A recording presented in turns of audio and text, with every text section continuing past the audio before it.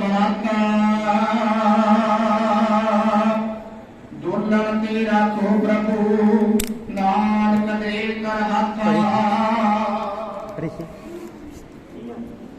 और डिगे लग गया तुम्हारे दे थल्ले मिलके जलसी जपजी पड़िया तेरा सिदक जला ना सकिया देख दा पानी करिया अपने नाल लगा के रोंदे जग दे पुता सारे तेरी करनी नु सरदा सब जग शीश झुकावे तुम्हारे दे थल्ले मिलके जलसी जपजी पड़िया तेरा सिदक जला ना सकिया देख दा पानी करिया अपने नाल लगा के रोंदे जग दे पुत हसावे तेरी करनी नु सरदा सब जग शीश झुकावे बापरे बंदा सिंह ने करके इंसाफ दिखाया धरती तल जाबर तो खोके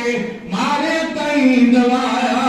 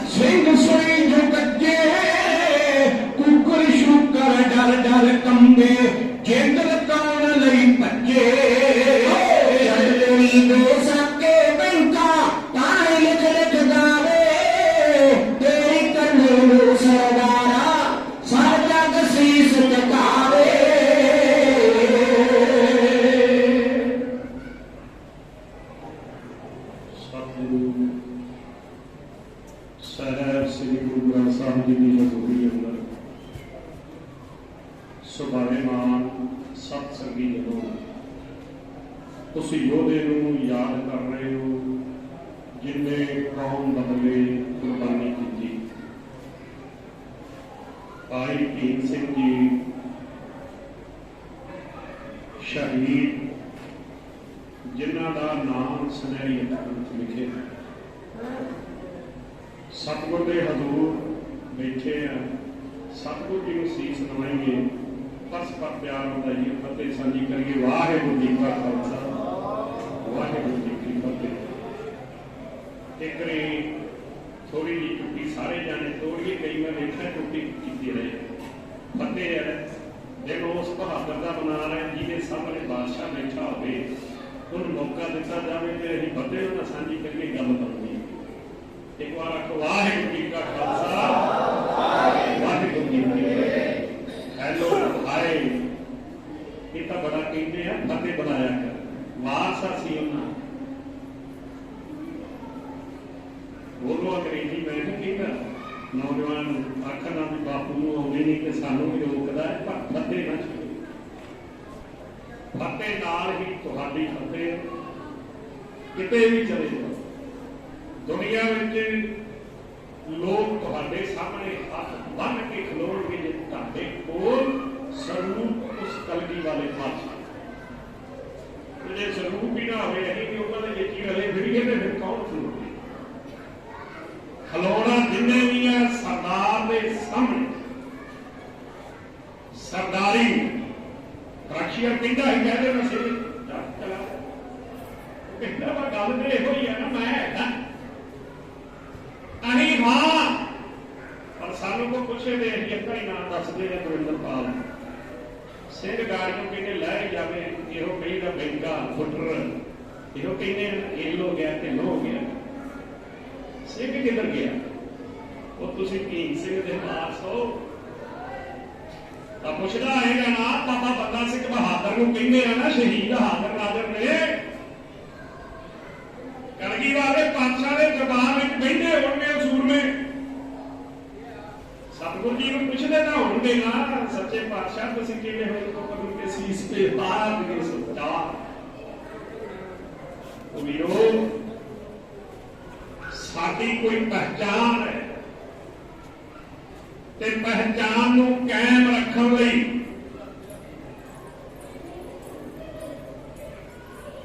बड़ा कुछ करना पैंदा।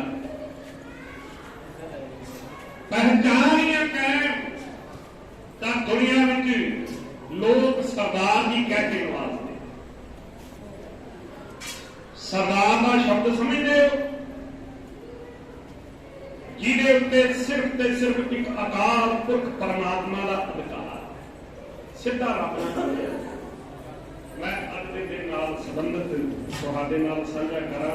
एक बार रसना पवित्र करो, आखो सतनाम श्री वाहिगुरू।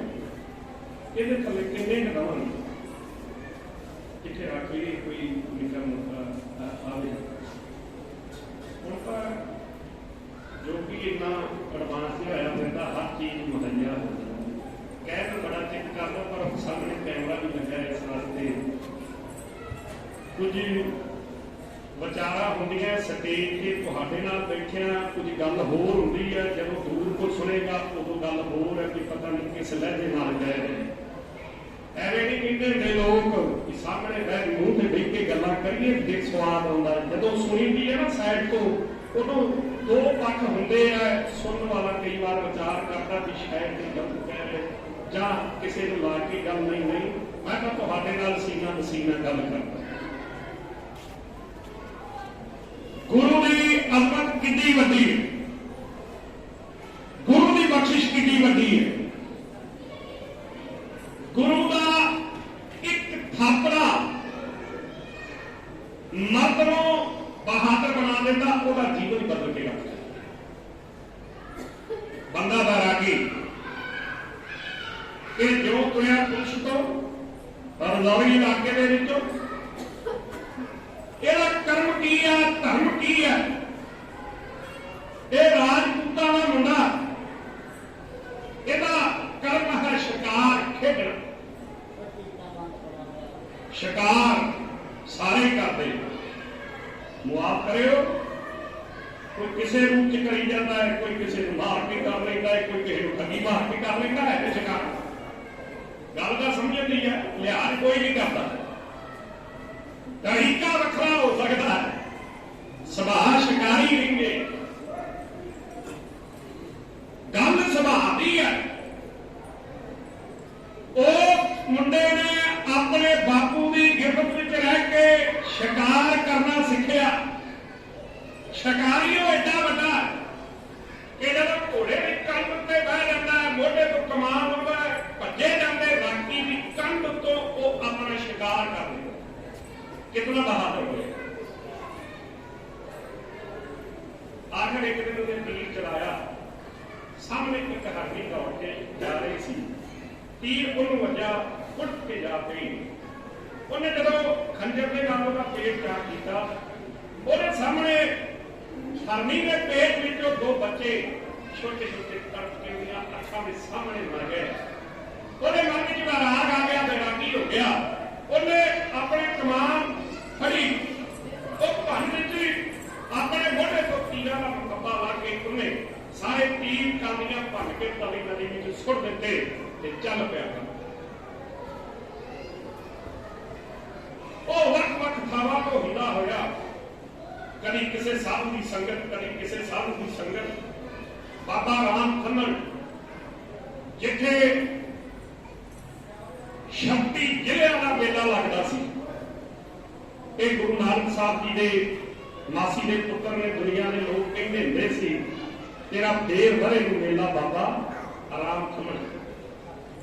उस स्थान तो होके फिर तीर्थ यात्रा पे चलिया।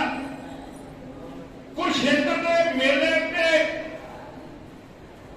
इन्हें अपने कर्तव्य विखाए, अपने जौहर विखाए, क्योंकि उदों जेड़े साहब हुंदे सी वो अपने चेलियां नूं हर विद्या सिखाउंदे सी। विद्या पढ़ाउंदे भी सी, शास्त्र और शस्त्र की विद्या ये दोनों सिखाइया जाती सी। थोड़ा जिहा इत्थे गजाई नौजवानों बच्चों में व्यक्ति की खेल मैं गल करदा कलगी वाले पातशाह की निगाह ये बंदा उदों चढ़िया निगाह के किते आएगा, कम देगा, पर समा मैं गुरु की अजमत की गल करदा। गुरु का एक थापड़ा बंदे नूं, बैरागी नूं, जिहदा काम है कि उन्हें दखन में एक डेरा बनाया, जिहदे विच बैठ के वो बंदगी करदा रखियां सजियां ने बस विच कीतियां होईयां ने जंतर मंतर तंत्र, ये सारा कुछ ही चलता है।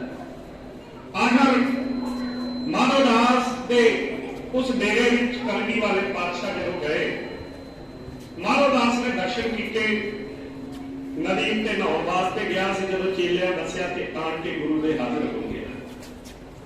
दर्शन करके कलगी वाले पातशाह के सामने एक बेनती करता है, सच्चे पातशाह तुसीं गुरु गोबिंद सिंह हो? गुरु जी कहते हाँ, ठीक से आना। सतगुरु जी मैं सुनिया तुसीं बड़े वीर बहादुर योधे ते कभी योधा ना हथे ते वार नहीं करता। सतगुरु जी कहते तेनों भी भुलेखा पिया, कहता महाराज सामने मेरा डेरा है, उधार दिता है तुहाडे राखियां ने। मैं मसा बेल बूटे लाए सी, मसा इन्हां नूं गोडी करवाउणा चेले पालकिया कोलों ते दो चार बकरे लोकां ने जिहड़ी मनौती मंनी हुंदी आ, वेखिया कई सड़क ते कुक्कड़ भजे फिरदे, कभी काहे च भजदे, कभी काहे च घा वालियां दी सुखना पूरी हो जाती है ना, वो तां छड्ड आउंदे। कैसियां कैसियां सुखना सुख लेते लोग जिहड़े उत्थे बैठे उन्हां दा मौज मेला बने। खैर मैं इस पासे नहीं जाना, इहदा भी यही काम है, लोग सुखना सुख जाते आ। बाबा साडा मुंडा विआह जाए बकरा करावांगे, कोई अला कुक्कड़ करावांगे। एक बार ना एक मुंडा खजूर ते चढ़ गया, जदों तां जावे मारदा छालां बल सी, ते खजूर इहो जिहा रुख आ भी जिहनूं तां कोई नहीं, चढ़ गया, चढ़ भी आ गया ते ओ वारा जदों बुलाया उन्हें लीड़ खजूर ते फिर ठार मारे सड़क पे, वाह वो तेज हो गई। उन्हें सुखना सुखी भी बाबा गल क्यों आ, तेरे मझ चढ़ा मैं थले उतर, थोड़ा जहा थले आया तो कहता मुड़ के ठेकेदार लड़ गए वेचन तो बकरा चढ़ा दें वाले खान के काम हो, थोड़ा जहा वो थले आ गया।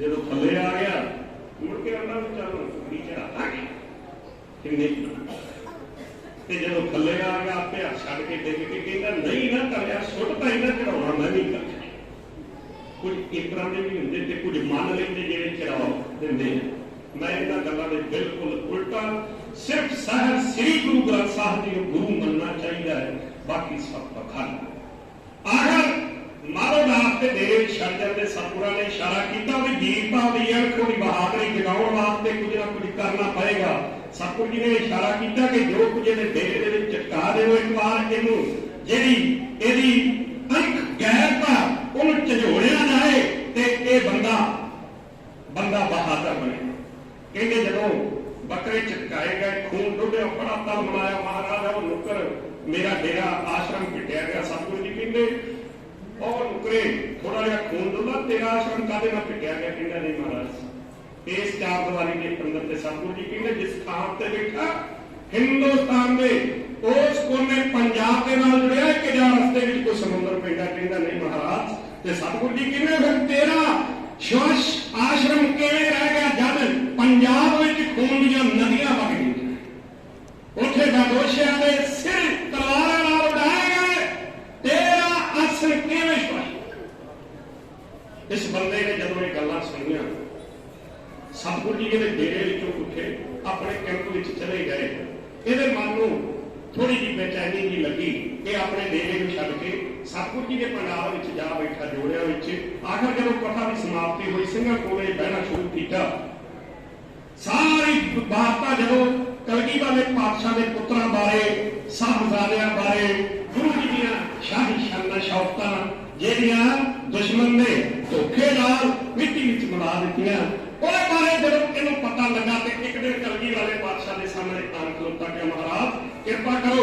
ਹੁਣ ਪੰਜਾਬ ਦੀ ਧਰਤੀ ਉੱਤੇ ਜ਼ਾਲਮਾਂ ਦਾ ਨਾਸ਼ ਕਰਨ ਵਾਸਤੇ ਮੈਨੂੰ ਭੇਜੋ ਮੈਂ ਉਹਨਾਂ ਲੋਕਾਂ ਨੂੰ ਮੱਥਾ ਪਾ ਕੇ ਉਠਾਵਾਂਗਾ ਜਿਨ੍ਹਾਂ ਨੇ ਤੇਰੇ ਉੱਤੇ ਜ਼ੁਲਮ ਕੀਤੇ ਜਿਨ੍ਹਾਂ ਨੇ ਤੇਰੇ ਬੱਚੇ ਤੋੜ ਕੇ ਸ਼ਹੀਦ ਕੀਤੇ ਮਹਾਰਾਜ ਮੈਂ ਵਾਅਦਾ ਕਰਦਾ ਕਿ ਮੈਂ ਉਹਨਾਂ ਲੋਕਾਂ ਦੀ ਖਾਕ ਉਡਾ ਦੇਵਾਂਗਾ ਉਹ ਲੋਕ ਜਿਹੜੇ ਮਰ ਗਏ ਹੋਣਗੇ ਮੈਂ ਉਹਨਾਂ ਦੀਆਂ ਕਬਰਾਂ ਪੁੱਟ ਕੇ ਉਹਨਾਂ ਨੂੰ ਸਜਾਵਾਂਗੇ ਕਲਗੀ ਵਾਲੇ ਪਾਤਸ਼ਾਹ ਨੇ ਵੇਖਿਆ ਕਿ ਲੋਹਾ ਗਰਮ ਹੋਇਆ ਅਮਰ ਦਾ ਬਾਟਾ ਤਿਆਰ ਕਰਕੇ ਇਹਨੂੰ ਅੰਮ੍ਰਿਤ ਛਕਾਇਆ ਗਿਆ ਫਿਰ ਇਹਨੂੰ 5 ਤੀਰ 5 ਪਿਆਰੇ ਨਿਸ਼ਾਨ ਨਗਾਰਾ ਔਰ ਆਪਣੇ ਗਲ ਵਿੱਚੋਂ ਖੰਡਾ ਲਾ ਕੇ ਕਲਗੀ ਵਾਲੇ ਪਾਤਸ਼ਾਹ ਨੇ ਇਹਦੇ ਗਲ ਵਿੱਚ ਪਾ ਦਿੱਤਾ ਫਿਰ 20 ਸਿੰਘ ਨਾਲ ਦੇ ਕੇ ਹਜ਼ੂਰ ਨੇ ਕੁਝ ਹੁਕਮਨਾਮੇ ਇਹਨੂੰ ਦਿੱਤੇ ਕੁਝ ਸਿੱਖਾਂ ਦੇ ਪਤੇ ਇਹਨੂੰ ਲਿਖ ਕੇ ਦਿੱਤੇ ਔਰ ਨਾਲ ਕੇ ਬਚਨ ਕੀਤਾ ਕਿ ਜਦੋਂ ਵੀ ਯਾਦ ਕਰੇਗਾ ਅਸੀਂ ਸਦਾ ਹਾਜ਼ਰ ਹੋਵਾਂਗੇ ਇਹਨਾਂ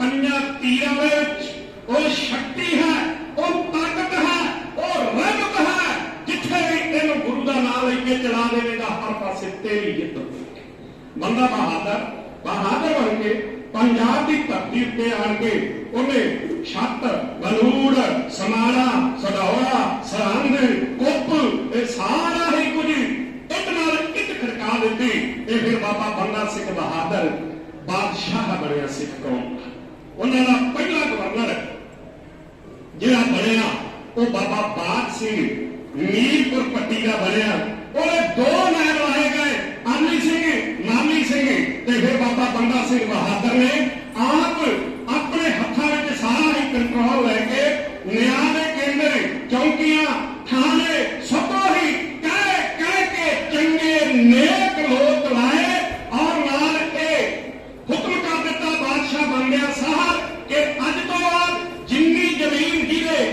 ਹਲਦੀ ਜੰਗੀ ਥੱਲੇ ਵਗਦੀ ਹੈ ਅੱਜ ਤੋਂ ਉਹ ਉਸੇ ਦਾ ਮਾਲਕ ਹੋਵੇਗਾ ਲੋਕਾਂ ਨੇ ਸਿਰ ਨਵਾ ਦਿੱਤੇ ਬਾਬਾ ਬੰਦਾ ਸਿੰਘ ਬਹਾਦਰ ਨੂੰ ਕਿ ਤੇਰੇ ਉੱਤੇ ਗੁਰੂ ਦੀ ਬਖਸ਼ਿਸ਼ ਹੈ ਉਹ ਮੰਦਵਾਰ ਮਾਰਦਾ ਹੋਇਆ ਉਹ ਮੁਗਲਾਂ ਦੀਆਂ ਧੱਜੀਆਂ ਲਾਉਂਦਾ ਹੋਇਆ ਇਸ ਪੰਜਾਬ ਦੀ ਧਰਤੀ ਉੱਤੇ ਉਹਨੇ ਖਾਲਸੇ ਦਾ ਰਾਜ ਕਾਇਮ ਕਰ ਦਿੱਤਾ ਪਰ ਕੁਝ ਸਮਾਂ ਇਹੋ ਜਿਹਾ ਵੀ ਆਇਆ ਜਦੋਂ ਬਾਬਾ ਬੰਦਾ ਸਿੰਘ ਬਹਾਦਰ ਪਹਾੜੀ ਏਰੀਏ ਥਾਣੀ ਹੁੰਦਾ ਹੋਇਆ ਕੋਟ ਮਿਰਦੇ ਦੇ ਕੋਲ ਕਿਹੜਾ ਬਣ ਰਿਹਾ ਸੀ ਇੱਥੇ ਪਤਾ ਲੱਗਾ ਹਕੂਮਤ ਨੂੰ ਕਿ ਬਾਬਾ ਬੰਦਾ ਸਿੰਘ ਬਹਾਦਰ ਕਸ਼ਮੀਰ ਔਰ ਲਾਹੌਰ ਦੇ ਰਸਤੇ ਵਿੱਚ ਇੱਕ ਤਗੜੀ ਸ਼ਕਤੀ ਆਪਣੇ ਨਾਲ ਲੈ ਕੇ ਬੈਠਾ ਹੋਇਆ ਹੈ ਜਿਹਨੇ ਲਾਹੌਰ ਤੇ ਕਸ਼ਮੀਰ ਦਾ ਲਿੰਕ ਤੋੜ ਦਿੱਤਾ ਹੈ ਬੰਦਾ ਸਿੰਘ ਬਹਾਦਰ ਇੱਥੇ ਆਪਣਾ ਦਤਾਣਾ ਖੰਡਾ ਲੈ ਕੇ ਆਪਣੀਆਂ ਫੌਜਾਂ ਲੈ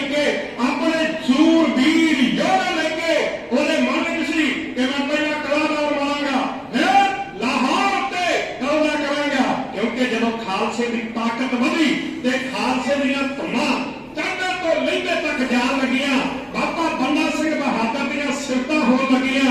दिल्ली दी शाही कमी लाहौर दा तक डोलिया। इत्थे बड़े बड़े गवर्नरां ने ਜਿਹੜੀਆਂ ਜੀਭਾਂ ਸੁੱਕ ਕੇ ਤਾਲ ਨੂੰ ਲੱਗਣੀਆਂ ਸ਼ੁਰੂ ਹੋ ਗਈਆਂ ਕਿ ਉਹ ਬੰਦਾ ਜਿਹੜਾ 25 ਬੰਦੇ ਲੈ ਕੇ ਚੱਲਿਆ ਤੇ ਉਹਨੇ ਜੋ ਪੰਜਾਬ ਨੂੰ ਦਾਗ ਫੇਰਨੀ ਸ਼ੁਰੂ ਕੀਤੀ ਉਹਦੇ ਸਾਹਮਣੇ ਕੋਈ ਮੁਗਲ ਆੜੀ ਨਹੀਂ। ਇਹ ਕੋਈ ਛੋਟੀ ਕਹਾਣੀ ਨਹੀਂ। ਆਹ ਵਾਲਾ ਵੇਖੋ ਬਾਬਾ ਬੰਦਾ ਸਿੰਘ ਬਹਾਦਰ ਬੈਠਾ ਹੋਇਆ ਔਰ ਉਹਦੀਆਂ ਜਿਹੜੀਆਂ ਤੇਜ਼ ਨਿਗਾਹਾਂ ਨੇ ਉਹ ਇਹਨਾਂ ਹੀ ਰਾਜਾਂ ਉੱਤੇ ਲੱਗੀਆਂ ਹੋਈਆਂ ਨੇ ਕਿ ਮੈਂ ਸਿੱਖ ਕੌਮ ਦਾ ਰਹਾ ਹੋਰ ਵੀ ਹੱਦਾਂ ਲੰਬੀਆਂ ਕਰ ਦੇਵਾਂ। ਬੰਦਾ ਸਿੰਘ ਬਹਾਦਰ ਨਿਰਭੈ ਜੋਦਾ ਕਲਾ ਨੌਰ ਤੇ ਨੈਣ ਜਮਾ ਬੈਠਾ ਡੰਨ ਦੇ ਕੇ ਪਾਪੀਆਂ ਦੁਸ਼ਮਣਾਂ ਨੂੰ ਸਾਰੇ ਦਿਲ ਤੋਂ ਖੌਫ ਲਾ ਬੈਠਾ। ਨਿਕਲ ਪਹਾੜਾਂ ਦੀ ਤੂੰ ਵਿੱਚੋਂ ਮੁਰਕੇ ਵਿੱਚ ਪੰਜਾਬ ਦੇ ਆ ਬੈਠਾ ਜਿਹਦੀ ਭਗਤ ਤੋਂ ਕੰਬੇ ਜਹਾਨ ਸਾਰਾ ਧੁੰਮਾਂ ਦੁਸ਼ਮਣ ਦੇ ਦਿਲਾਂ ਤੇ ਪਾ ਬੈਠਾ।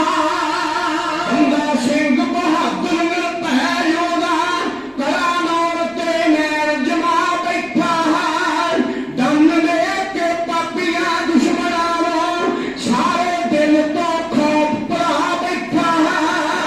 ਸ਼ੇਰ ਨਿਕਲ ਪਹਾੜਾਂ ਦੀ ਗੋਲ ਵਿੱਚੋਂ ਸ਼ੇਰ ਨਿਕਲ ਪਹਾੜਾਂ ਦੀ ਗੋਲ ਵਿੱਚੋਂ ਮੁਰਕੇ ਵਿੱਚ ਪੰਜਾਬ ਦੇ ਆ ਬੈਠਾ ਜਿਹਦੀ ਭਗਤ ਤੋਂ ਕੰਬੇ ਜਹਾਨ ਸਾਰਾ ਧੁੰਮਾਂ ਦੁਸ਼ਮਣਾਂ ਦੇ ਦਿਲਾਂ ਤੇ ਪਾ ਬੈਠਾ। ਔਰ ਕੋ ਕਿਲਾ ਬਣਾਵਣੇ ਨੂੰ ਵਿੱਚ ਚਿੱਤ ਦੇ ਪੱਕੀ ਪਕਾ ਬੈਠਾ ਕੱਟ ਦਿੱਤਾ ਕਸ਼ਮੀਰ ਨਾਲ ਇੱਕ ਮੋਰਾ ਬਲ ਮਲ ਕੇ ਸੂਰ ਮਾਰਾ ਬੈਠਾ। ਖਬਰਾਂ ਫੈਲੀਆਂ ਦਿੱਲੀ ਲਾਹੌਰ ਅੰਦਰ ਹੱਥ ਵੈਰੀ ਲਈ ਖੰਡਾ ਨਿਸ਼ਕਾ ਬੈਠਾ। ਬੰਕਾ ਵੀਰ ਆਜ਼ਾਦੀ ਦਾ ਬਾਣਾਰਾ ਸੇਰਾ ਸੀਸ ਦੇ ਉੱਤੇ ਸਜਾ ਬੈਠਾ। ਤਖਤ ਦਿੱਲੀ ਦਾ ਕੰਬਿਆ ਸ਼ਹਿਨਸ਼ਾਹੀ ਤਖਤ ਦਿੱਲੀ ਦਾ ਕੰਬਿਆ ਸ਼ਹਿਨਸ਼ਾਹੀ ਲੜ ਲੜ ਕੇ ਤੇਰੀਆਂ ਢਾਹ ਬੈਠਾ। ਚੱਲਿਆ ਜਾਵੇ ਨਾ ਕੁੰਡਲੀਆਂ ਸੱਪ ਜਾਰੀ ਤੋਪਾਂ ਗੰਨਾ ਦੀ ਪੀਣ ਲਗਾ ਬੈਠਾ। ਮਾਰ ਮਾਰ ਕੇ ਕੱਢਿਆ ਲੋਗੜ ਚੋਂ ਸਾਰੇ ਹਿੰਦ ਦੀ ਫੌਜ ਖਪਾ ਬੈਠਾ। ਚੂੜੇ ਵਾਲੀਆਂ ਬਾਈ ਪਿੱਟ ਚੱਕੀਆਂ ਸੀ ਸੂਬਾ ਜ਼ਿਲ੍ਹਾ ਨੇ ਸਾਈ ਮਰਵਾ ਬੈਠਾ। ਦਿੱਲੀ ਦਾ ਕੰਬਿਆ ਸ਼ਹਿਨਸ਼ਾਹੀ ਲੜ ਲੜ ਕੇ ਤੇਰੀਆਂ ਢਾਹ ਬੈਠਾ। ਚੱਲਿਆ ਜਾਵੇ ਨਾ ਕੁੰਡਲੀਆਂ ਸੱਪ ਯਾਰੀ ਤੋਪਾਂ ਗੰਨਾ ਦੀ ਬੀਨ ਵਜਾ ਬੈਠਾ। ਮੇਰੀਆਂ ਗੱਡੀਆਂ ਮੇਦ ਸਮਾਨ ਸੂਰਾ ਨਿਕਲ ਪਹਾੜੋਂ ਪੰਜਾਬ ਤੇ ਸ਼ਾਹ ਬੈਠਾ। ਆਕੀ ਗੁਰੂ ਦਾ ਚੇਲਾ ਬਲਦੇਵ ਸਿੰਘਾ ਜਾਨਾ ਖਾਨ ਲਈ ਸਾਹ ਪਹਿਲਾ ਬੈਠਾ। ਜਦੋਂ ਦਿੱਲੀ ਦੇ ਬਾਦਸ਼ਾਹ ਨੇ ਵੇਖਿਆ ਕਿ ਬਾਬਾ ਬੰਦਾ ਸਿੰਘ ਬਹਾਦਰ ਦਿਨ ਬ ਦਿਨ ਅੱਗੇ ਨੂੰ ਵਧ ਰਿਹਾ, ਉਹਨੇ ਲਾਹੌਰ ਦਾ ਸੂਬੇਦਾਰ ਅਬਦੁਲ ਸਮਦ ਖਾਨ ਦਲੇਰ ਜੰਗ ਉਹਨੂੰ ਇੱਕ ਚਿੱਠੀ ਲਿਖੀ। ਉਹਨੇ ਕਿਹਾ ਦਲੇਰ ਤੇਰੀ ਨਾਦਾਨੀ ਤੇਰੀ ਬੇਵਕੂਫੀ ਤੇਰੇ ਆਲਸ ਉੱਤੇ ਮੈਨੂੰ ਬੜਾ ਕਰੋਧ ਆ ਰਿਹਾ ਹੈ। ਮੇਰੇ ਤੱਕ ਖਬਰਾਂ ਪਹੁੰਚ ਰਹੀਆਂ ਨੇ ਕਿ ਬਾਬਾ ਬੰਦਾ ਸਿੰਘ ਬਹਾਦਰ ਉਹ ਹਰ ਦਿਨ ਹਰ ਨਵਾਂ ਆਪਣੇ ਰਾਜ ਦੀ ਹੱਦ ਵਧਾ ਰਿਹਾ ਹੈ, ਆਪਣੇ ਰਾਜ ਨੂੰ ਉਹ ਵੱਡਾ ਕਰ ਰਿਹਾ ਹੈ, ਪਰ ਤੂੰ ਹੱਥ ਉੱਤੇ ਹੱਥ ਧਰ ਕੇ ਬੈਠਾ ਹੋਇਆ। ਮੈਨੂੰ ਪਤਾ ਲੱਗਾ ਹੈ ਕਿ ਉਹ ਕਲਾਨਾਰ ਉੱਤੇ ਹਮਲਾ ਕਰਨ ਵਾਲਾ ਹੈ। ਓਏ ਅਬਦੁਲ ਸਮਦ ਖਾਨ ਤੇਰੀ ਇੱਕ ਢਿੱਲ ਦੇ ਕਾਰਨ ਉਹ ਬੇਵਕੂਫਾ ਹੁਣ ਕਈ ਜਾਨਾਂ ਗਵਾਉਣੀਆਂ ਪੈਣਗੀਆਂ ਕਿਉਂਕਿ ਬਾਬਾ ਬੰਦਾ ਸਿੰਘ ਬਹਾਦਰ ਦਾ ਜਿਹੜਾ ਖੰਡਾ ਹੈ ਉਹ ਕਿਸੇ ਦਾ ਲਿਹਾਜ਼ ਨਹੀਂ ਕਰਦਾ। ਮੈਂ ਸੁਣਿਆ ਕਿ ਉਹ ਪੰਜਾਬ ਦੀ ਧਰਤੀ ਉੱਤੇ ਪੰਜਾਬ ਦੀ ਸਰਜ਼ਮੀਨ ਜਿਹਦੇ ਵਿੱਚ ਮਾਝੇ ਵਰਗੇ ਬਹਾਦਰ ਇਲਾਕੇ ਜਿੱਥੇ ਸਾਰੇ ਹੀ ਸਿਰਵੱਤ ਜੋੜੇ ਨੇ ਉਹ ਗੱਲ ਸੁਣ ਸਮਦ ਖਾਨਾ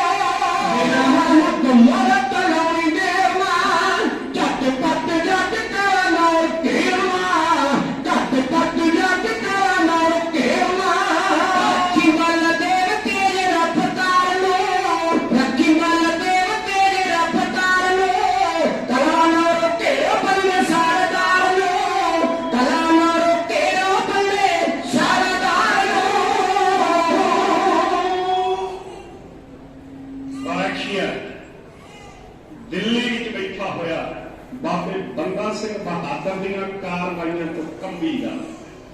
ਉਹ ਮਰਦਾਂ ਦੀਆਂ ਦਹਿਸ਼ਤਾਂ ਹੁੰਦੀਆਂ ਨੇ, ਮਰਦਾਂ ਦੇ ਨਾਮ ਹੋਇਆ ਕਰਦੇ ਆ। ਬੁੱਧਿਲ ਕੈਰ ਡਰਪੋਕ ਭਾਵੇਂ ਜਿੰਨੇ ਮਰਜ਼ੀ ਟੋਲੇ ਫਿਰਦੇ ਹੋਣ, ਮਰਦ ਤੋਂ ਖਰੀਅਰ ਸੰਸਾਰ ਕੰਮ। ਬਾਬਾ ਬੰਦਾ ਸਿੰਘ ਬਹਾਦਰ ਦੀਆਂ ਕਾਰਵਾਈਆਂ ਸਾਰੇ ਹਿੰਦ ਵਿੱਚ ਧੁੰਮਾਂ ਪਈਆਂ ਹੋਈਆਂ। ਸਾਰੀ ਹਿੰਦ ਬਾਬੇ ਬੰਦਾ ਸਿੰਘ ਬਹਾਦਰ ਦੀ ਇਸ ਕਾਰਵਾਈ ਤੇ ਬੜੀ ਖੁਸ਼ ਹੈ, ਕਿਉਂਕਿ ਬਾਬਾ ਬੰਦਾ ਸਿੰਘ ਬਹਾਦਰ ਆਪਣੇ ਲਈ ਕੁਝ ਵੀ ਨਹੀਂ ਰੱਖਦਾ। ਜੋ ਕੁਝ ਵੀ ਉਹਦੇ ਹੱਥ ਲੱਗਦਾ ਸਭ ਕੌਮ ਨੂੰ, ਜਥੇਦਾਰਾਂ ਨੂੰ ਵਰਤਾ। ਬਾਬਾ ਬੰਦਾ ਸਿੰਘ ਬਹਾਦਰ ਉਹਦੇ ਮਨ ਵਿੱਚ ਇੱਕ ਕਹਾਣੀ ਹੈ ਕਿ ਇਹ ਰਾਜ ਪੰਥ ਦਾ ਹੋਣਾ ਚਾਹੀਦਾ ਹੈ, ਰਾਜ ਖਾਲਸੇ ਦਾ ਹੋਣਾ ਚਾਹੀਦਾ ਹੈ, ਰਾਜ ਗੁਰੂ ਦੇ ਸਿੱਖਾਂ ਦਾ, ਬੰਦਿਆਂ ਦਾ ਹੋਣਾ ਚਾਹੀਦਾ। ਆਖਰ ਜਦੋਂ ਇਹ ਪੱਤਰਕਾਰ ਅਬਦੁਲ ਸਮਦ ਖਾਨ ਨੂੰ ਮਿਲੀ, ਉਹਨੇ ਇਹ ਚਿੱਠੀ ਪੜ੍ਹੀ। ਜਦੋਂ ਇਹ ਚਿੱਠੀ ਪੜ੍ਹੀ, ਇਹ ਪਰਵਾਨਾ ਪੜ੍ਹਿਆ, ਉਹਨੇ ਜਦੋਂ ਮੁਲਾਜ਼ਾ ਪੜ੍ਹਿਆ, ਉਹਦਾ ਦਿਲ ਇੱਕ ਵਾਰ ਕੰਬ ਉੱਠਿਆ। ਸਾਹਮਣੇ ਬਾਬਾ ਬੰਦਾ ਸਿੰਘ, ਪਿੱਛੇ ਫਰਕਸ਼ੀਆ ਬੈਠਾ ਹੋਇਆ, ਗਰੀਕੀ ਵਿੱਚ ਜਾਨ ਫਸ ਗਈ।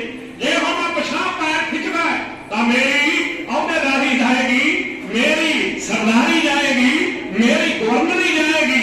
ਜੇ ਮੈਂ ਅੱਗੇ ਜਾਣਾ ਤਾਂ ਬਾਬਾ ਬੰਦਾ ਸਿੰਘ ਬਹਾਦਰ ਡੈਰਵਾਨ ਮੂੰਹ ਬਣਾ ਕੇ ਬੈਠਾ ਹੋਇਆ, ਜਿੰਨੇ ਜਾਂਦਿਆਂ ਸਾਰ ਹੀ ਮੈਨੂੰ ਚੱਕ ਲਿਆ। ਪਰ ਹੁਣ ਕਰਾਂ ਤੇ ਕਰਾਂ। ਉਹਨੇ ਪੂਰੇ ਹਿੰਦੁਸਤਾਨ ਵਿੱਚ 22 ਧਾਰ ਦੇ ਰਾਜਿਆਂ ਨੂੰ ਚਿੱਠੀਆਂ ਲਿਖ ਦਿੱਤੀਆਂ। ਉਹਨੇ ਸਾਰੇ ਗਵਰਨਰਾਂ ਨੂੰ ਚਿੱਠੀਆਂ ਲਿਖ ਦਿੱਤੀਆਂ। ਉਹਨੇ ਇਲਾਕੇ ਦੇ ਸੂਬੇਦਾਰਾਂ ਨੂੰ ਚਿੱਠੀਆਂ ਲਿਖ ਦਿੱਤੀਆਂ।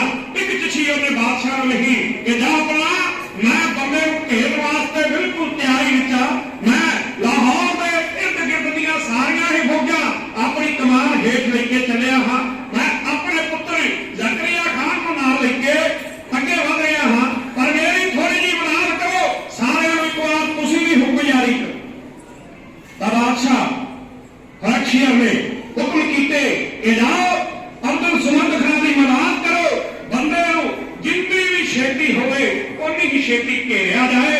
ਜਿਹੜੀ ਚਿੱਠੀ ਬਾਦਸ਼ਾਹ ਵੱਲੋਂ ਆਈ ਸੀ ਉਹ ਪੜ੍ਹ ਕੇ ਅਬਦੁਲ ਸਮਦ ਖਾਨ ਨੇ ਫੌਜਾਂ ਨੂੰ ਇਕੱਤਰ ਕਰਕੇ ਉਹਨੇ ਇਕੱਠਾ ਕੀਤਾ। ਹਾਲਾਤ ਦੇ ਨਾਂ ਉੱਤੇ ਮਾਰ ਕੇ ਨਾ ਖਲੋ ਕੇ ਆਪਣੀ ਫੌਜ ਦੇ ਸਾਹਮਣੇ ਇੱਕ ਤਕਰੀਰ ਕਰਦਾ, ਇੱਕ ਕਹਦਾ ਬੰਦਾ ਬਹਾਦਰ ਆਪਾਂ ਘੇਰਨ ਵਾਸਤੇ ਜਾਣਾ ਹੈ। ਇਹਦੇ ਮਰਦੋਂ ਫੜ ਲਿਆ, ਇਹਦੇ ਗਾਲੀਆਂ ਵਾਲਾ ਪਕੜੀ ਤੇ ਫਿਰ ਰਾਤ ਤੇ ਹੋਰ ਵੀ ਮੁਆਵਜ਼ੇ ਵੱਡੇ ਇਨਾਮ ਮਿਲ ਗਏ, ਜ਼ਮੀਨਾਂ ਮਿਲ ਗਈਆਂ। ਤੇ ਜੇ ਕਿਤੇ ਜਹਾਜ਼ ਦੇ ਨਾਮ ਉੱਤੇ ਮਰ ਗਏ ਤਾਂ ਫਿਰ 72 ਹੁੰਗਾ ਅੱਗੇ ਜਾ ਕੇ ਮਿਲਣਗੀਆਂ। ਆਓ ਵੇਖੀਏ ਕਿਵੇਂ ਬਾਦਸ਼ਾਹ ਦੀ ਚਿੱਠੀ ਪੜ੍ਹ ਕੇ ਲਾਹੌਰ ਦਾ ਗਵਰਨਰ ਆਪਣੀ ਫੌਜ ਨੂੰ ਲਾਮਬੰਦ ਕਰਕੇ ਕਹਿ ਰਿਹਾ ਕਿ ਚਲੋ ਚੱਲੀਏ ਬਲਕਿ ਵੀਰ ਨੂੰ ਫੜਨ ਵਾਸਤੇ। ਚਿੱਠੀ ਪਰ ਬਾਦਸ਼ਾਹ ਬਦਲ ਧੜਕੇ ਦਿਸ ਮੌਤ ਨੱਚਦੀ, ਕੋਲੇ ਹੋਇਆ ਅੱਗੇ ਉਹ ਬੰਦੇ ਤੋਂ ਸਰ ਕੇ ਸੀਨੇ ਲਾਤ ਨੱਚਦੀ। ਹੋਇਆ ਬਹੁਤ ਮੇਰਾ ਗਾੜੀ ਉਹਨਾਂ ਨੂੰ ਚੱਲੋ ਪਿਆ ਭਾਰਤ, ਬੰਦਾ ਸ਼ੇਰ ਬੰਦਾ ਮੋਣਾ ਫੜਨ ਨੂੰ ਚੱਲ ਕੇ ਲਾਹੌਰ ਧੜਕੇ ਦਿਸ ਮੌਤ ਨੱਚਦੀ, ਕੋਲੇ ਹੋਇਆ ਅੱਗੇ ਉਹ ਬੰਦੇ ਤੋਂ ਸਰ ਕੇ ਦਿਸ ਮੌਤ ਨੱਚਦੀ।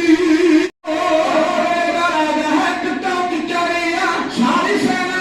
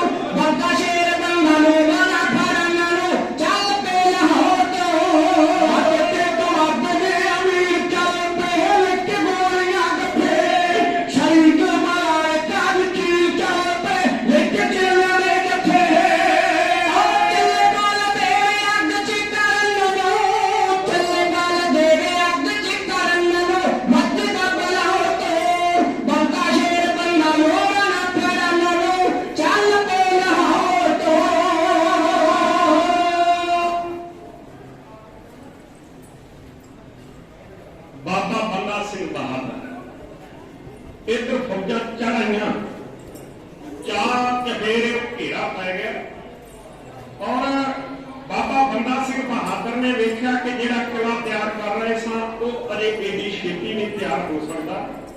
उन्होंने अपने घोड़े दीयां बागां मोड़ियां, दुली चंद की हवेली, गुरदास नंगल की गढ़ी जिन्हों कहा जाता है, ਉਹਦੇ ਵਿੱਚ बाबा बंदा सिंह बहादुर डट बैठा। जो कुछ नेड़े समान इकट्ठा होया हवेली के अंदर बाबा बंदा सिंह बहादुर ने इकट्ठा किया। आखिर चार सवेरे आन के फौजा बह गई, वड्डियां छावनियां पा दित्तियां। इत्थे सारे ही हिंदुस्तान विचों वड्डे वड्डे जरनैल पहुंचे हुए ने। आखिर बाबा बंदा सिंह बहादुर अंदर बैठा होया है, वो अपना लोहा मनाने वास्ते सूरबीर बहादुर वो समय की उड़ीक कर रहा है। सारे ही सिंह विचारां विच ने। इधर फौजा कोल नदी वगदी है, उठों पानी वज के उन्होंने गाड़ी में लिख के भेजा, अब्दुल समद खाना जेडे शेरां दे पुत्र होण वो जिंदे जी हारा नहीं कमाउंदे, हारा नहीं मनदे। हारा ओही मनदे है जिन्हां नूं किसे गल दी झाक होवे। मैं तां सिर्फ ते सिर्फ गुरु की खुशी लैण वास्ते इत्थे आया, मैं तेरी कीन विच नहीं आवांगा।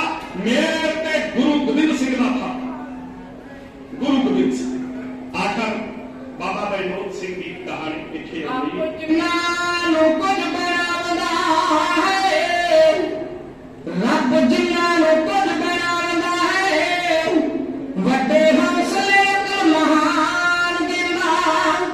मेरे देही दे भटकदा रोग नाही, सुंदर जिस्म ते गुण ज्ञान दिंदा।